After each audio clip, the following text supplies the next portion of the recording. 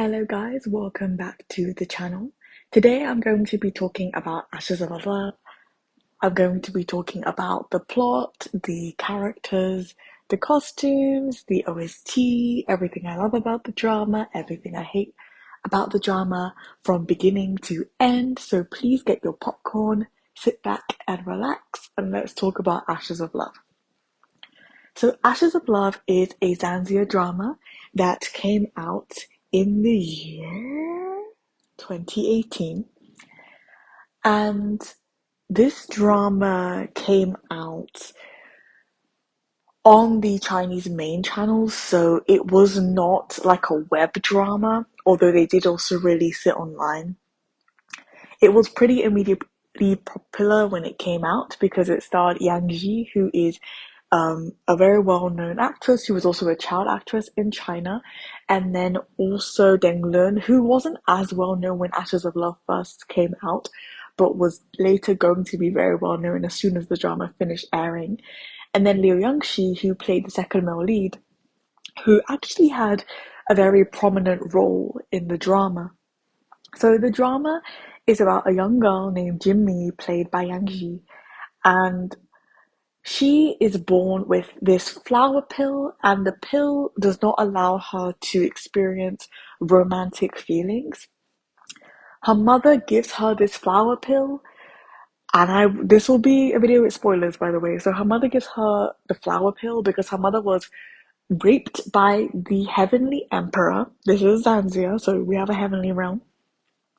Was raped by the heavenly emperor while she was pregnant with Jimmy, who is the daughter of the water immortal. The water immortal is basically the protector of all creatures who belong to the sea in this universe. And she was traumatized. In addition to that, right before she goes into labor, the Heavenly Empress, who is fully aware that her husband, the Heavenly Emperor, is deeply in love with the Flora Immortal, tortures the Flora Immortal in a way that she can never recover from. And so she pushes her down this heavenly hole. And when she comes back up, she's severely injured. And right after that incident, she then goes into labor. So she's already going into labor knowing that she's about to die. And so we begin the first episode with Jimmy's mother in labor. Jimmy's born. As soon as she's born, in the floral realm, like all the flowers are all around her.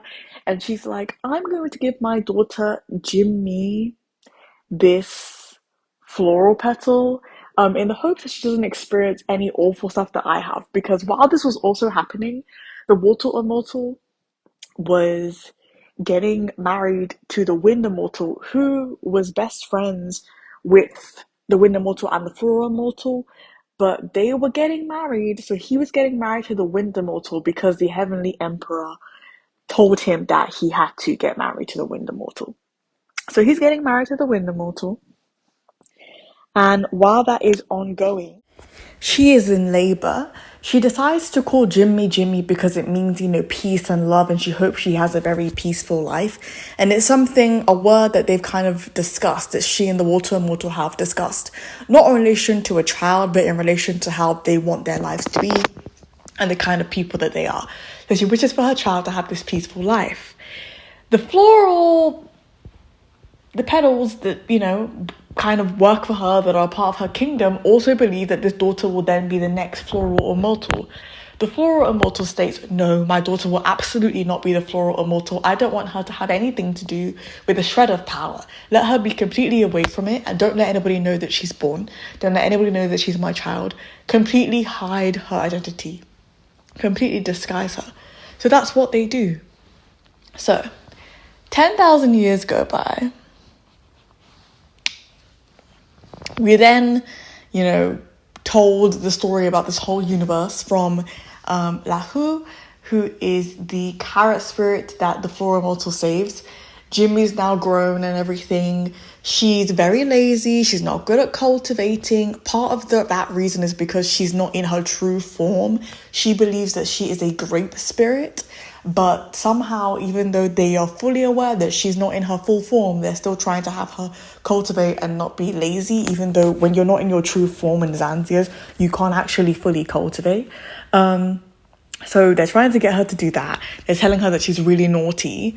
The floral mortal, the ones who have now taken the floral mortal's place. So there were like 3 women who have now taken her place to lead the floral realm. And Jimmy's like, I don't really care. Internally, at least, she's like, I don't really care, but I want out of this floral realm. You've never let me leave. I'm constantly trapped here.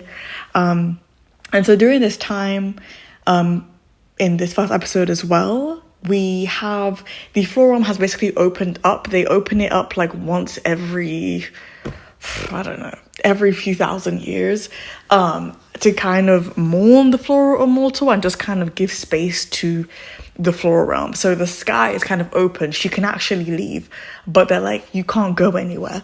And then they have her bow down in front of her mother's kind of tablet, who she doesn't even know is her mother. She doesn't know who her parents are. She just thinks she's a grape spirit. So she's bowing down her mother's tablet, you know, being like, I'm sorry, to the floral immortal, even though she doesn't know that she's related to this woman. And she's thinking, I need to leave this place.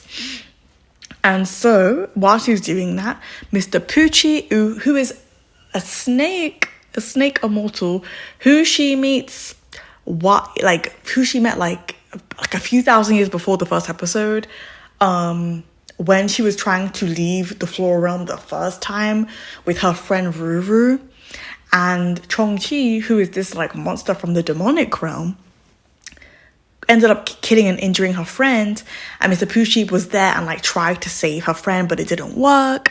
And then that's how she became friends with Mr. Poochie. And she basically was like, if you try and conserve whatever you can of my friend's spirit, I will give you like spirit pearls of whatever I have cultivated as an exchange for preserving her spirit. So that's how they become friends. So he's there and she's like, can you like help me? Can you kind of let me out or whatever? He's not really able to do anything and doesn't really end up doing anything. And then she's just still kind of in the realm, still wanting to leave.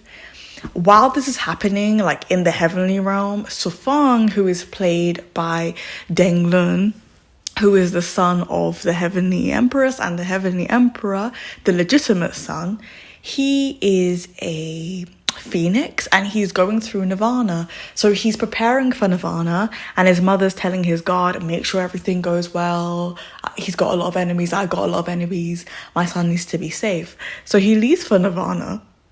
And of course, the enemies of the heavenly empress, who are the second male lead played by Lee Young-shi's mother, and also a rat fairy who is associated with the second male lead's mother, with Ron-Yu's the second male lead's name, mother, is planning on destroying his nirvana, and they actually succeed.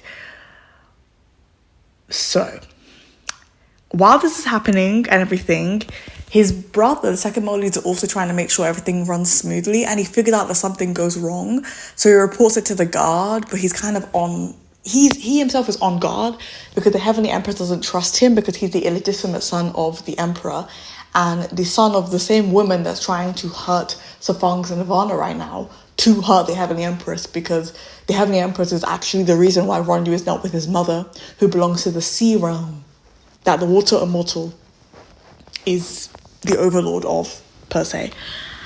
So during Safang's nirvana, he gets shot out of the sky and he lands in the floor realm because the floor realm is completely opened up. This is the beginning of the meet cute between Safang and Jimmy. He lands in the floor realm, like through that little thing. He lands there as like a frozen raven. Jimmy's like, what is this thing? Like, this bird. She ends up trying to cook it, and while she's trying to cook it, he then goes back into his full human form, and she literally nearly cuts off his appendage. She nearly cuts off his appendage, and he's like, who the hell are you, naughty little fairy? And she's like, I'm not a fairy, and there's all this back and forth between them. But then she figures out that he's like from the heavenly realm and is like, can you get me out of here? Because Mr. Poochie said that he couldn't, so maybe you can. After a lot of back and forth and her trying to help him and everything, he does end up actually like taking her out of the floor realm. And while this is happening, like all the floor immortals are like looking for her, and she gets taken out. She gets to the heavenly realm and she's there for a bit and is like, can I stay for a bit longer? And he's like, yeah, sure. And then he becomes her servant for like, let's say like a month or something. And they get closer he finds her really cute, really adorable. During this time, she also meets Ronyu. Ronyu is a water dragon because his mom from the sea realm, and the Heavenly Emperor is a dragon. So he's a water dragon in the same way that Safang's mother is a bird and his dad's a dragon, so he's like a phoenix.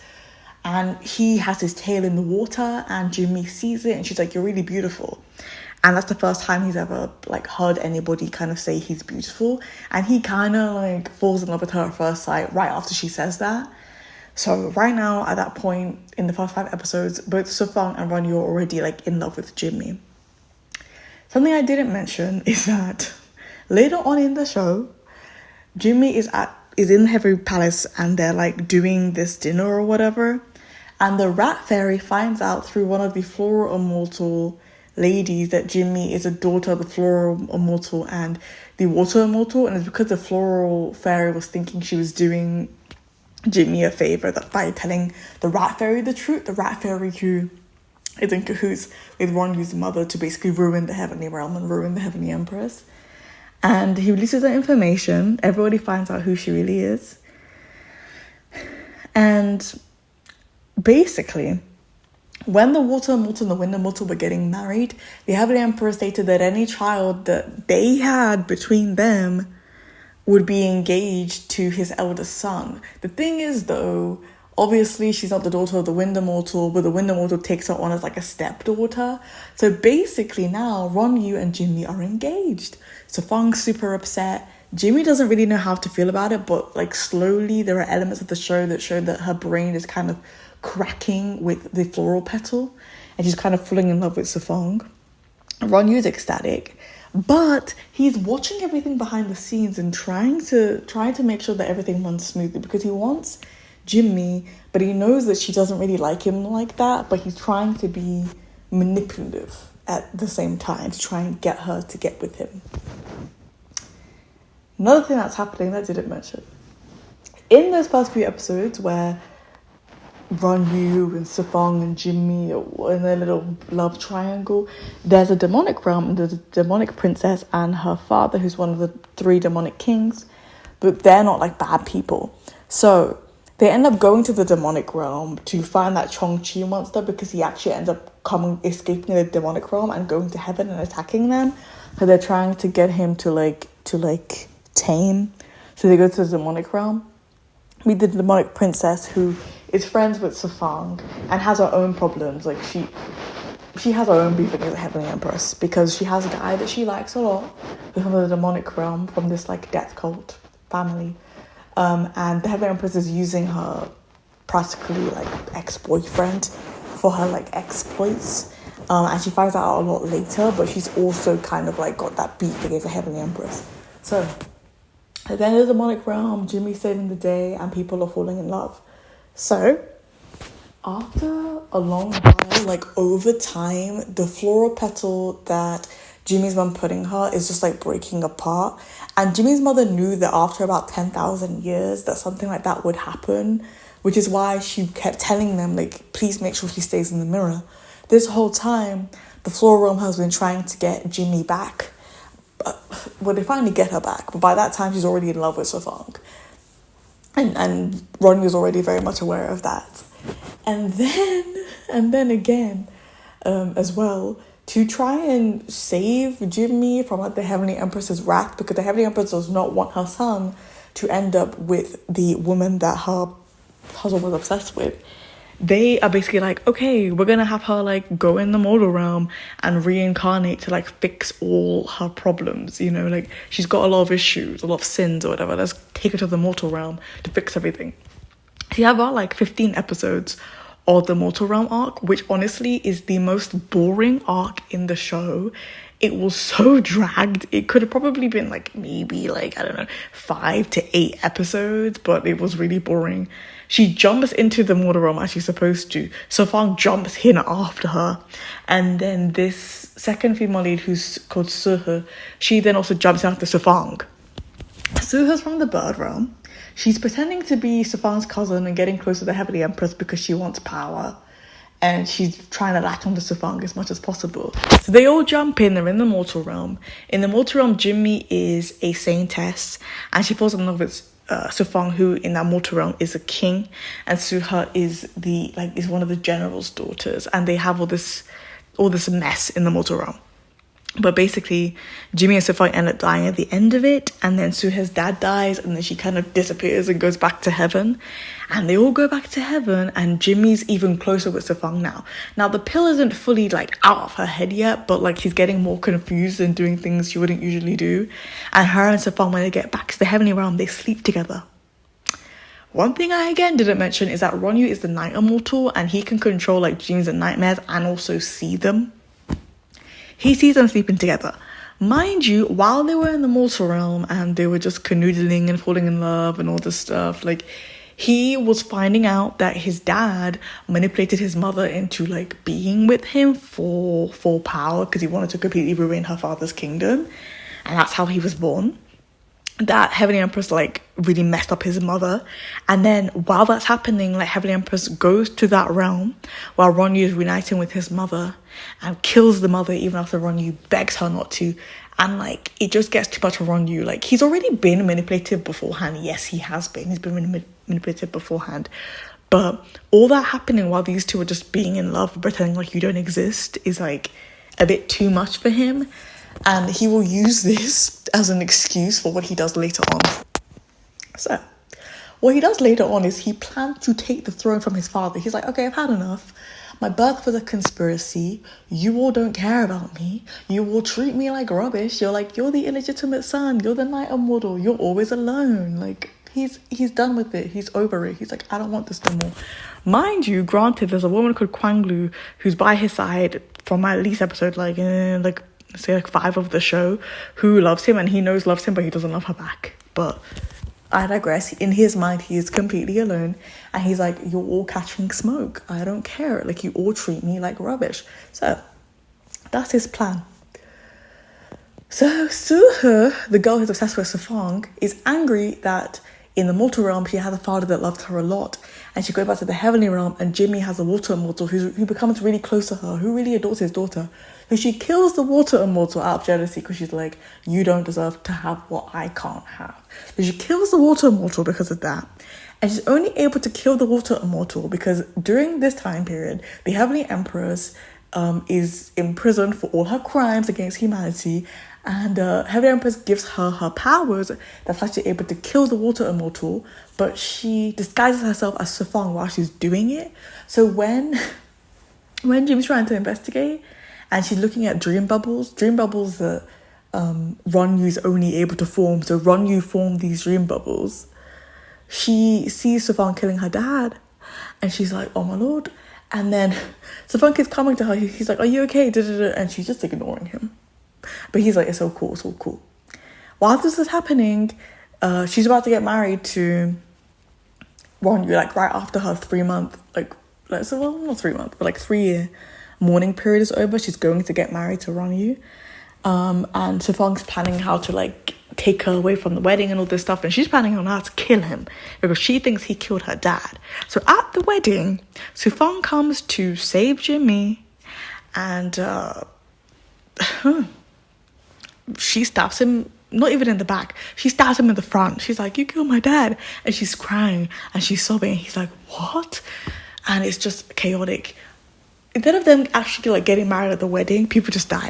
Sufang dies, the Heavenly Emperor dies, trying to save Sufang, and Ronyu will then take the throne. Heavenly Empress has already she's already in prison and is about to die after she finds out everything that just happened. And then after Sufang is stabbed, Jimmy faints to the ground. She wakes up. Heavenly Empress has already been told about everything that happened and drops off a cliff herself to her death while imprisoned in the sky prison. Jimmy's heartbroken because she just killed the love of her life for killing her dad, and then she'll later realize that he didn't actually kill her dad after she investigates more and finds out that Ronyu manipulated her because he wanted her and he was tired of being alone, and he was tired of feeling people didn't care about him or his feelings, or that he was completely alone in the universe. And there are so many Ronyu defenders online, okay? I empathize with Ronyu, don't deny me that. I empathize with him.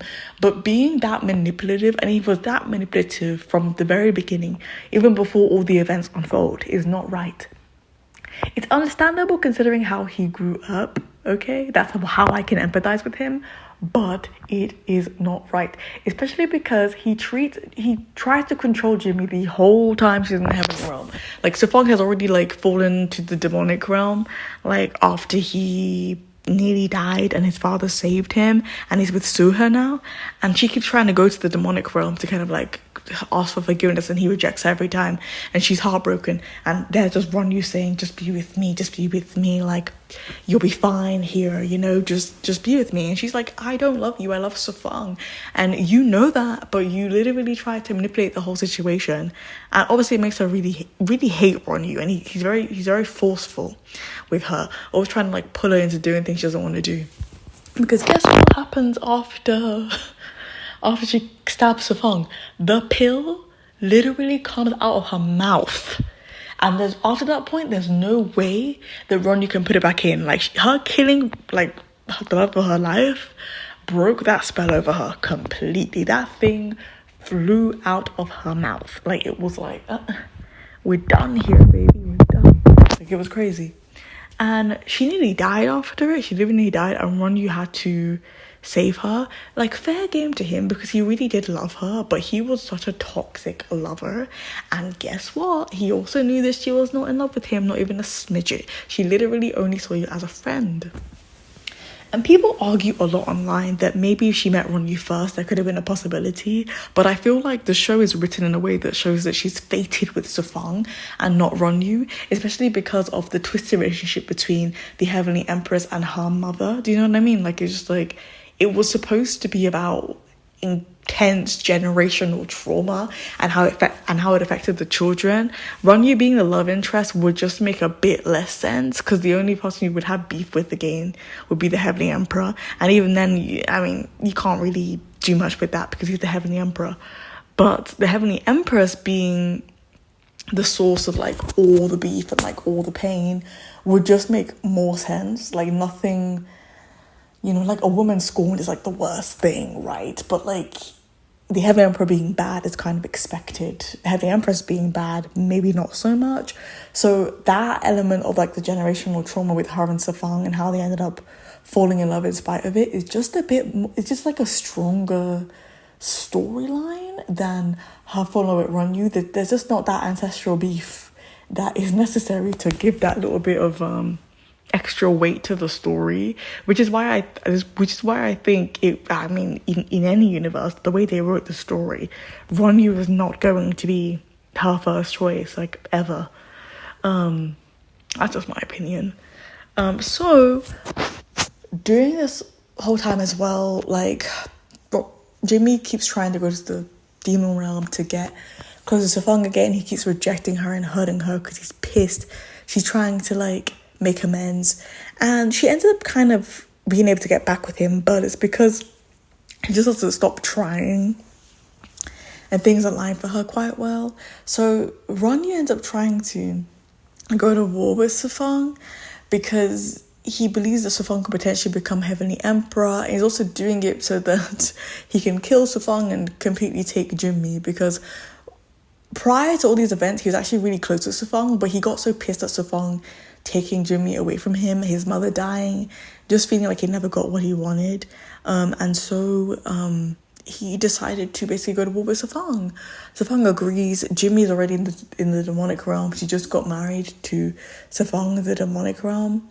And she gets in between the war, goes into the sky, gets blasted. She dies. That ends the war. During the war, by the way, Ronyu uses the power of Chongshi because he knows he can't win against Safang with his own power. And afterwards, he literally goes mad because Jimmy died, and Safang's crying his eyes out as Jimmy's dying, trying to conserve whatever parts of her spirit that he can. And it's called Ashes of Love because Jimmy was supposed to kind of die to be able to live the life she was supposed to live because of that flower pill her mum put in her. Like, she was kind of destined to live twice. So she died as she's supposed to, and then she's doing it to protect Safang majorly. And Safang takes his time to conserve her spirit. He collects up pieces of it that he can. She's reincarnated. They get married again in the mortal realm. She has lost her ability to see colours because while she's trying to like help Safang, she met this like demon, and he took it away from her so that she could get something from him. And but she's happy, and she's with Safong, and they're married, and they have a son. And the son is he's like a pelican bird, like a water bird, you know. And they're in peace. And Ronyu, before this, Ronyu told Safong, and he's like, "Do you want to be Heavenly Emperor?" And mind you, from the very beginning, Safong did not want to be like Heavenly Emperor. And he's like, "No, you stick with the choice that you made, and don't pull me into your rubbish." So Ron just sticks to being Heavenly Emperor, but he comes to visit them in the mortal realm occasionally to say hi. And he's still, when he goes back to his throne, he's still ranting about being lonely, even though at the end he still has Kwang Lu, the main girl that's in love with him, who's actually a noble girl in heaven, right? But she decides to just be by his side this whole time. And a white deer that has followed him through his journey as Night Immortal. So he's not even completely alone, but the fact that he doesn't have Jimmy by his side is really what's triggering the dude. And just like, to the very end, you just don't get it. But he couldn't have her at the end, so he just had to kind of just completely give up. But that's actually love in total. Now, let's get into things I didn't really like about the show. So I won't repeat anything I've said previously in the video. But let's just continue on. But I did not like that Safon kept saying he didn't want to be Heavenly Emperor, but like he accepted, you know, heading over the military, like having all this military might, like all this stuff, while he knew he didn't want to be Heavenly Emperor. Because like, understandable that you made friends while you were in the military and you had this power and control, but it's like, let's not act like you didn't enjoy that. And then when your parents are like, "Do you want to be Heavenly Emperor?" You're telling them no. Like, you're like, I don't want it. If you didn't want it, then what was your goal? Because before he met Jimmy, there wasn't anybody he liked. He didn't like Suha. There was a bit of chemistry between him and the demonic princess, but she has somebody she liked already, and I don't think he was ever really going to go there. He's not really a pushy and manipulative like Ronyu. He's more prideful. But I just thought, like, they could have given us, like, a really nice, like, solid reason as to why he didn't want to be Heavenly Emperor. And I don't think, apart from, like, I don't want it, they really emphasize that. Because that's a flaw. And then I'd say, like, I know it was made in, like, well, produced, whatever, came out in 2018. But, like, in retrospect, like, the CGI, even for that year, was really not good. Like, the aesthetics were like really off-putting, I'm not gonna lie. Like, it's called Ashes of Love, but like the color palette, the way things looked, like it was not necessarily giving, which is unfortunate. But that's all I didn't like about it, in all fairness. And then that's really all I want to say. What I did like about it, the OST is like my favorite OST ever. Like every single song is great. I love the whole OST. People often complain about how like they would play the same songs in every single episode, but that helped me just kind of like know the songs like that. So for me it was helpful because it was actually my first Anzia. For me, it was like, with all the flaws in it, with all the flaws that anybody could pull out of the show, it will always be one of my favorite Chinese dramas. Like, I do not care. Like, it may be a bit too long, it may have problems, but like, I absolutely adore this drama, and I love the OST, and it's my favorite thing ever. Costume-wise, it wasn't like that bad. Again, it's influenced by like the color palette, so there's that, but I don't think it was that terrible. Makeup was good as well. They did a good job with this drama, honestly. As somebody who watched it at their first Anzia, I was very, very impressed with it. And I do believe that I have rated this drama, I did give it a 10 out of 10. I watched this drama like 3 times all the way through. My original rating was a 10. After rewatching it and really like assessing everything I feel about this drama, I probably give it like an 8.5 because it's good, but it's definitely not anywhere close to flawless for being a Zanzia romance, because granted, Zanzias weren't always so romantic, and the beginning of Zanzias and Juanhuans being like that was actually the journey of Flower.